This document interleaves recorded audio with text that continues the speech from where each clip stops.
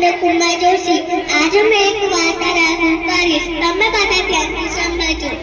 વાર્તા રે વાર્તા, કોની કોની વાર્તા. કાગડા લઈને સિંહભાઈ.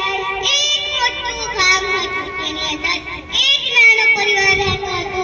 પરિવારમાં એક દાદી માં, એક મમ્મી ને એક માજીનો છોકરો રહેતો હતો. છોકરાને તો એક દિવસ પૂરી ખાવાનું મન થયું. તેને મમ્મીને કહ્યું, મમ્મી મમ્મી પૂરી બનાવો ને. તેની મમ્મીએ તો એક દિવસે પૂરી બનાવી.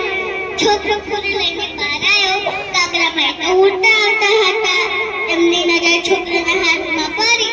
તે તો ઉડતા આવીને છોકરા હાથમાં પૂરી લઈને એક મોટા ઝાડ ઉપર બેસી ગયા. થોડી વારમાં નીચે તો શિયાળ આવ્યા. શિયાળને તો બહુ ભૂખ લાગી હતી. તેને નજર કાગડાભાઈ ઉપર પડી. તે તો વિચારમાં પડી ગયા. છેવટે તેમને એક યુક્તિ સૂજી. યુક્તિ હતી કે હું કાગડાભાઈના વખાણ કરું એટલે તેમના મોઢામાંથી તો પૂરી નીચે પડી જશે અને હું લઈને ભાગી જઈશ.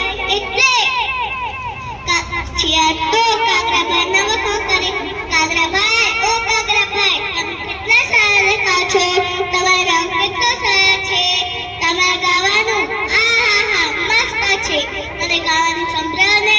જેવા કાગડાભાઈ કા કા કા કરવા ગયા, તેમના મોઢામાંથી પૂરી નીચે પડી ગઈ અને શિયાળભાઈ લઈને જતા રહ્યા. જોઈને બાળ દોસ્તો, આ વાર્તામાંથી આપણે શીખવાના છે કે કોઈ આપણા મોઢામાં કરે તો આપણે ભૂલે નહીં જાવ.